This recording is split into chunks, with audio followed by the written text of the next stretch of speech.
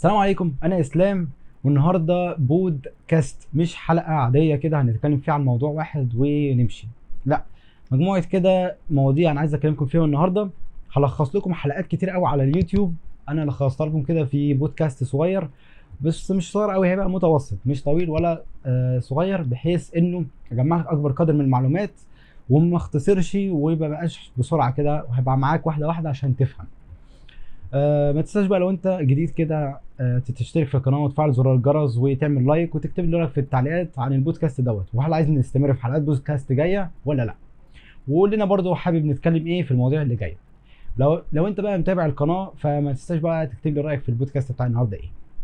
يلا بينا نبدا. البودكاست بتاع النهارده هنتكلم فيه عن ازاي تغير حياتك للاحسن. واول سؤال ممكن نواجهه هو ازاي تغير حياتك للاحسن، هو موضوع البودكاست. بص، اول حاجه هنغير فيها نفسنا هي كل حاجه وحشه فينا ببساطه كده. ومين اكتر واحد ممكن يكتشف في الموضوع دوت؟ هو انت عارف نفسك كويس، وعارف نفسك وحش في ايه، وعارف نفسك حلو في ايه. فرضا مش عايز تعترف باخطائك، ولا عايز تقول انا وحش في كذا وحلو في كذا. تعالى اقول لك تعمل ايه. اول حاجه تدخل كده على اصدقائك اللي على الواتساب او على اي اصحاب في الالعاب حتى، عادي جدا.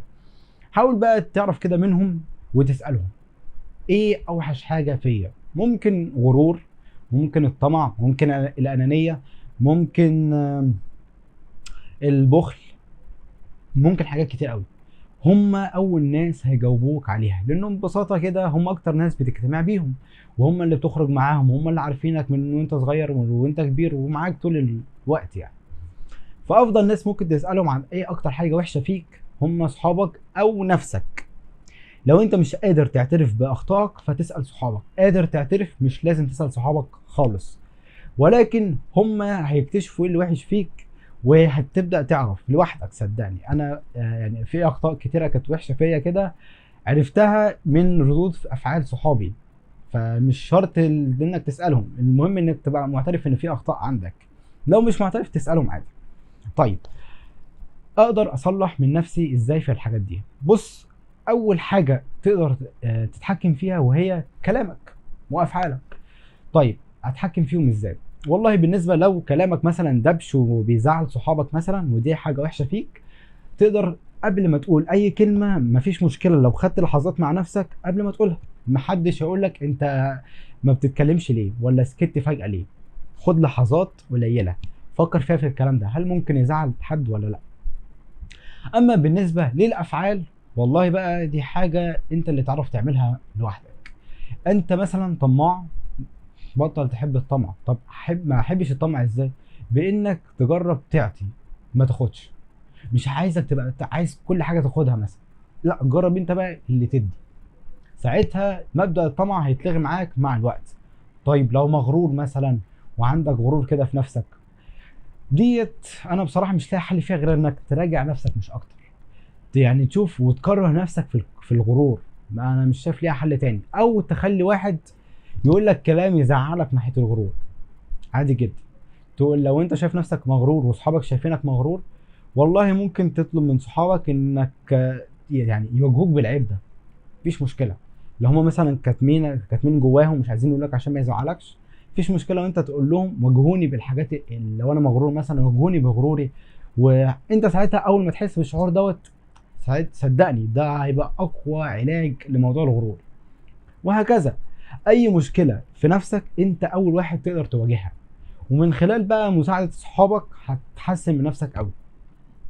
لو ما فهمتش اكتر ممكن تبعت لي في الفيسبوك، هسيبه لك تحت في الديسكريبشن. تقدر تتواصل معايا وهفسر لك اكتر واكتر في الموضوع ده. بس لحد دلوقتي ممكن نوقف عن التفسير ده دلوقتي. طيب، حاجات برضو ممكن تساعدك وتغير من حياتك للأحسن، بل وهي أكيد مش ممكن الصراحة، ألا وهي قربك من ربنا. قربك من ربنا هيغير حاجات كتير قوي فيك، زي محبة الناس هتزيد ليه أضعاف. الناس هتحبك بأضعاف الحب اللي بتحبه لك دلوقتي. وما تسألنيش ازاي، بس خليني اقول لك حاجة انا عارفها من زمان قوي وكل الناس بتقول لي عليها. اللي بيحب ربه عباده كلها بتحبه، والارض كلها، الارض نفسها كمان هي اللي بتحبه. حاول تقرب من ربنا، مثلا بقراءة قرآن، لو انت مقصر في الصلاة ما تأثرش وابدأ صلي، اذكر الله كتير، صلي على النبي، كل الحاجات دي. والاهم خلي بالك بقى النقطه اللي جايه دي عشان مهمه جدا وهتفرق جدا في شخصيتك وفي الكلام اللي جاي كله اللي احنا هنقوله. الفاظك تخلي بالك منها. انا بشوف دلوقتي الشباب كلها الفاظها وحشه قوي، وسامحني كده بتبقى كل دوت بيتحول فجاه كده لما يبقى في بنت في النص كده ما بينك. يعني انت لو خارجين شله كده مع بعض ولاد وبنات، كل الصبيان بتمسك او كل الشباب بيمسكوا لسانهم.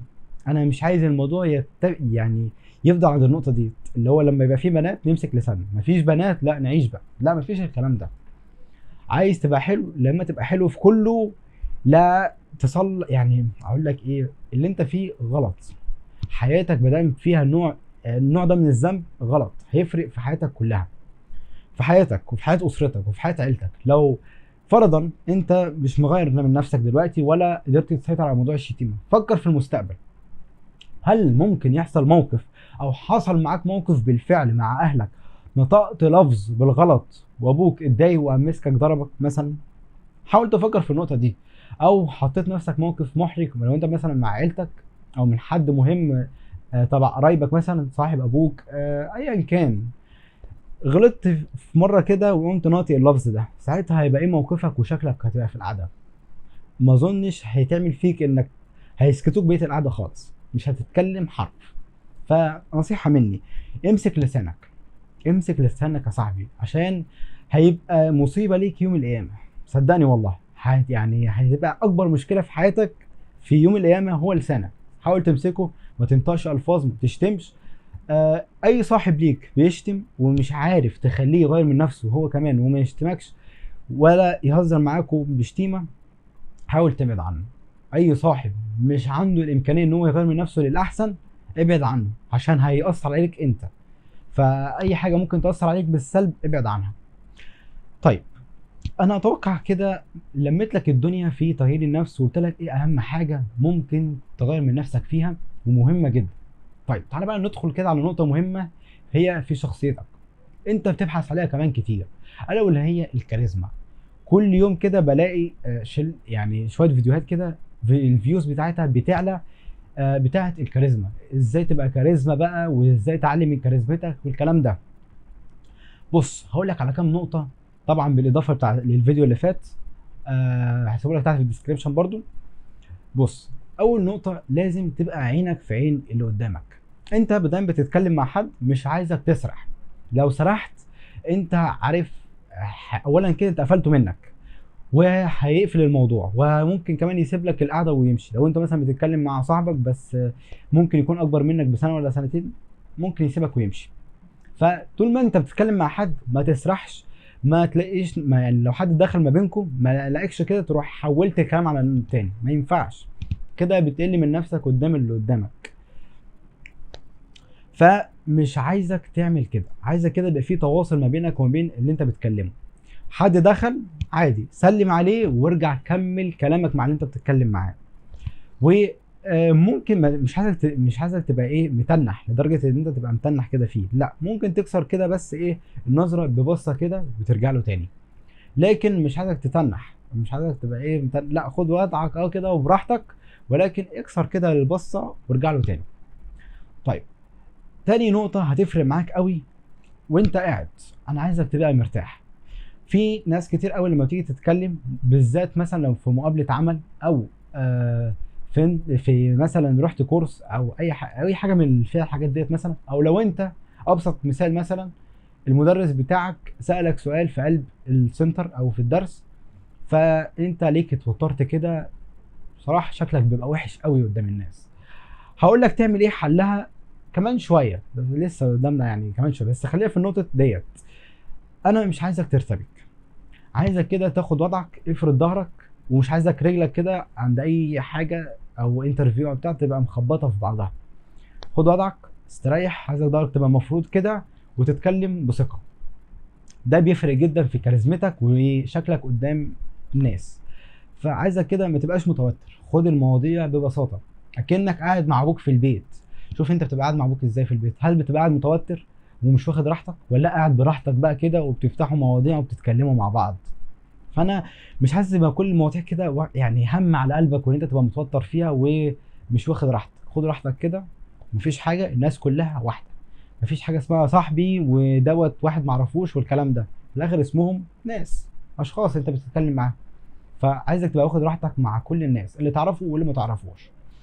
طيب، نقطة مهمة جدا برضو، ألا واللي هي لما يبقى شخص بيكلمك ووصلتوا مع بعض لحيطة سد، اللي هي انتوا بتتكلموا كده عادي، قام فجأة دخل معاك كده في موضوع انت مش عارف ترد تقول ايه، ما تعرفش عن الموضوع ده اي حاجة.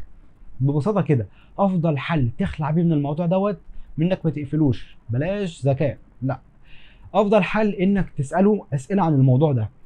انت مثلا وصلك لحتة سد، افضل حل عشان تكسر الموضوع ده بقى انك تساله عن الموضوع ده اصلا، وكده تبقى انت خدت معلومات عنه، وتبقى عارف بعد كده لو حصل معاك الموقف ده تاني بنفس الموضوع تعرف ترد تقول ايه.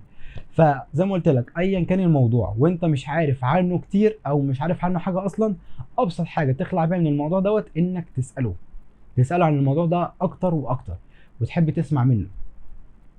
ماشي. تالت نقطة بقى في الكاريزما، او مش عارف كام النقطة ديت الصراحة.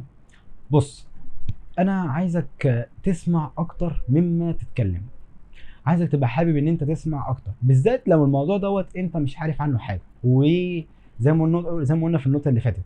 ولكن حتى لو عارف، انا عايزك تحب ان الشخص اللي قدامك يتكلم. ليه بقى؟ انت كده بتأثر على نفسيته هو. لا، الناس دايما بتحب تتكلم، بالذات كمان بقى لو انت الشخص ده جديد، لو انت لسه مثلا متصاحب عليه جديد، خليه يجيب اللي عنده. لو انتوا فاتحين موضوع مع بعض، خليه هو اللي حابب يتكلم، ساعتها هو هتخليه يحبك تلقائي من ولا شيء حرفيا.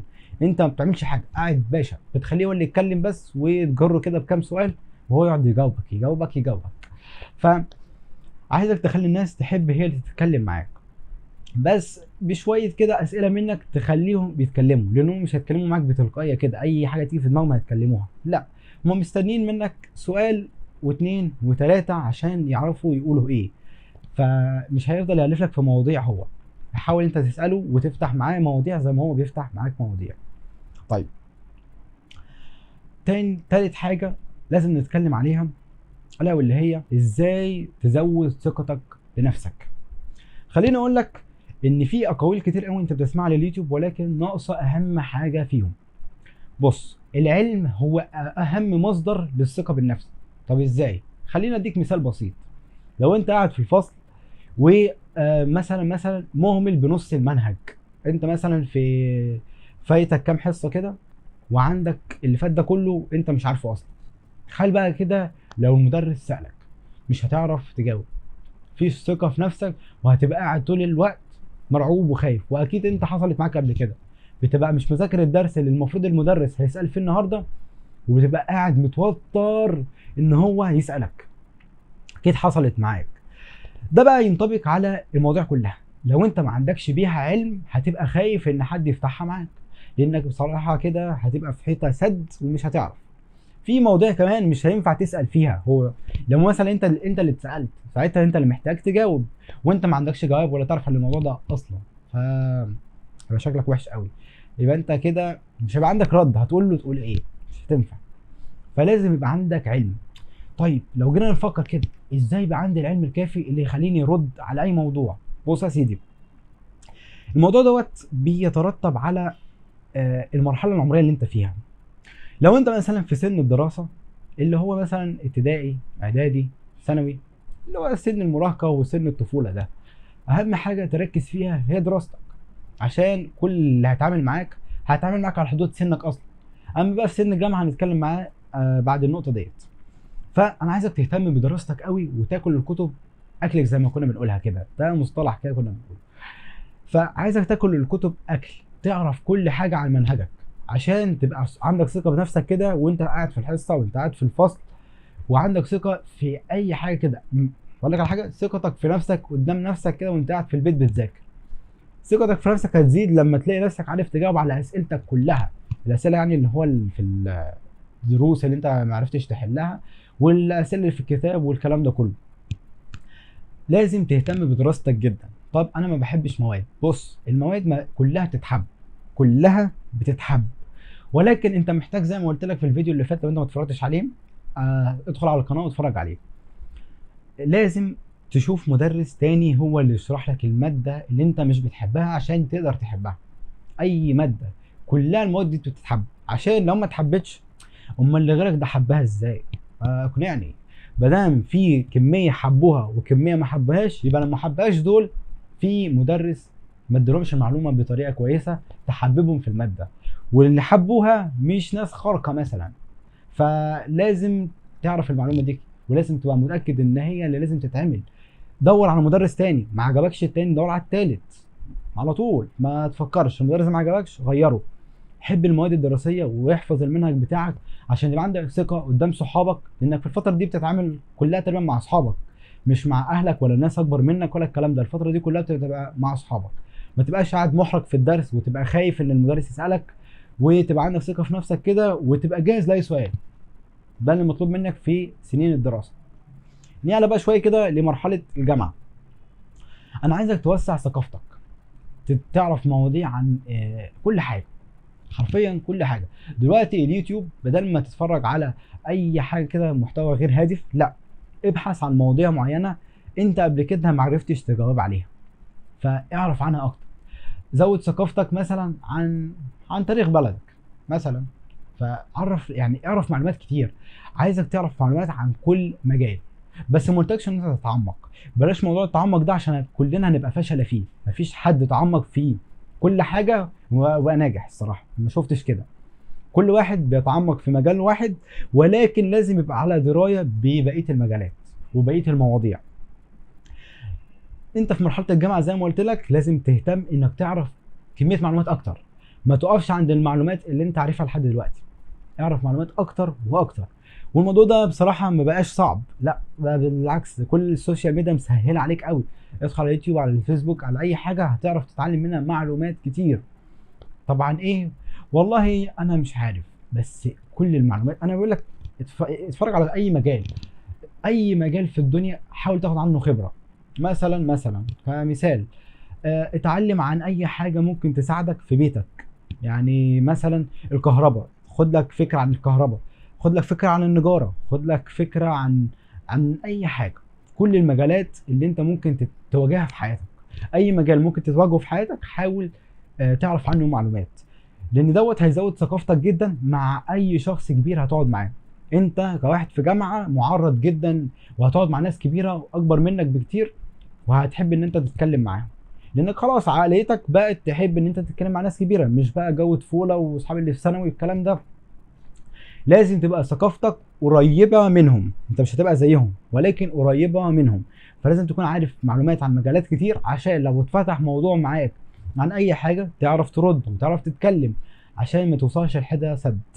للاسف معظم الشباب اللي طلعوا دلوقتي بيبقوا مش هاممهم الدراسه، واللي طالع الجامعه قال لك دي 4 سنين وهتعدي، وما بيهموش يطور نفسه في اي حاجه حتى لو مجرد مواضيع لتزويد ثقافته. فده ما ينفعش خالص. ما دام وصلت للجامعه زود ثقافتك على قد ما تقدر في المعلومات العامه، وفي المجالات الصناعيه والعمل، يعني مجالات العمل لازم تزود معلوماتك فيها. طيب، في موضوع مهم برضو لازم نتكلم عنه، الا واللي هو المراهقه. بتواجه اي واحد في المراهقه كده بيواجه سنه الحزن الشديد، او ان هو بيبقى شخص انطوائي كده واللي بيحب العزله وما بيحبش ان هو يخرج مع اصحابه كتير، وبيبقى افضل قاعد كده يلعب على سريره لوحده وما بيحبش يجتمع بين الناس. افضل حاجه للشخص دوت الا واللي هو يسيب الموبايل. صدقني اي شخص بيبقى انطوائي كده وعنده اكتئاب وفي سن المراهقه طول الوقت على موبايله، عشان يجتمع بالناس ويغير من المود دوت لازم يسيب الموبايل ده. اجبر، يعني لو انت مثلا عندك اخ اجبره انه يسيب الموبايل، واقعد معاه واتكلم معاه واخرج معاه، ده هيحسن من نفسيته جدا. بل وكمان حاول تخرجه معاك مع اصحابك، وحاول تفتح مواضيع، يعني تعرف صحابك كده ان انتوا تفتحوا مواضيع تناسب سن اخوك وكده وتتكلموا معاه. صدقني لو انت عندك اخ بالمواصفات ديت ولسه مراهق مشاعره هشه كده وبيحزن بسرعه وبيكتئب بسرعه، واللحظات السعيده اللي في حياته بتنتهي بسرعه، لازم تعمل معاه كده. انت هتبقى اقرب شخص ليه، ابوك وامك مش فاضيين له، انت تفضلوا بقى. فسواء طبعا الكلام ده ينطبق على بنات او ولاد، خرجوا من المود ده. لو انت عندك اخت، اخرج معاها كتير، العب معاها، ده هيحسن من نفسيتها جدا. هزر معاه، لان اكتر ناس هتبقى قريبه من الشخص الانطوائي دوت بيبقى اخواته، ولازم هم اللي يكونوا قريبين مش الصحاب. الصحاب ساعتها هنا بيبقى الواحد اصلا ملوش مزاج يخرج مع صحابه. فافضل وقت ان الاخ يقرب من اخوه فيه، او الاخ يقرب من اخته فيه، هو الوقت بتاع المراهقه ده. لما بيكبر شويه بيكون الموضوع مختلف، بيبقى خلاص بقى عنده انشغالات وفي حاجات كتير قوي هتشغله. يمكن في سن المراهقه هو انت مطالب ان انت تهتم باخوك شويه، تلعب معاه، تهزر، تخرج معاه. ده نصيحه يعني مهمه جدا لازم تكون عارفها. لو عندك اخ في سن المراهقه لازم تعمل معاه كده. ما ينفعش تسيبه كده قاعد بقى وتقول اهو قاعد بيلعب، قاعد بيتسلى ومش فارق معاك. لا، الموضوع ده مهم جدا ولازم ننتبه له. عشان اولا واخرا البيت بيبقى ناقص. البيت بيبقى ناقص ناس لما انت بتبقى قاعد انت وابوك وتلاقي اخوك مثلا قاعد، لا، مش شكلها لذيذ ولا ظريف خالص. انا عايزك يعني البيت كله كده يبقى متجمع وتحب تقعد مع اخواتك وكده.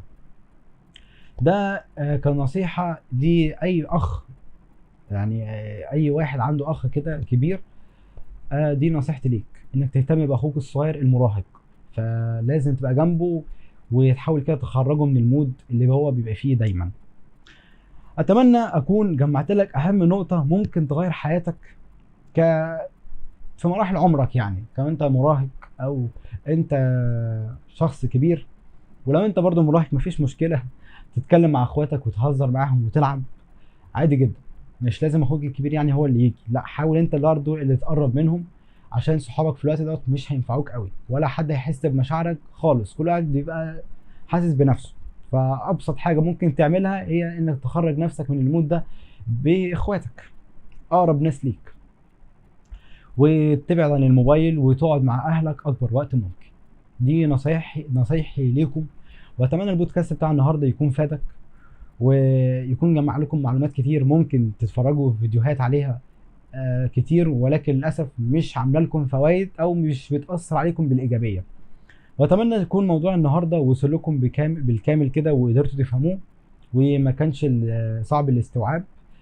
واتمنى الفيديو بتاع النهارده او البودكاست بقى بتاع النهارده عجبكم. لو حابين نعمل بودكاست تاني وحلقات تانية منه كتير، ما تنساش تكتب لي تحت في الكومنتات رايك، وتدعمني بلايك وتشترك في القناه وتفعل زر الجرس. انا اسلام، اشوفكم في فيديو جديد. سلام عليكم.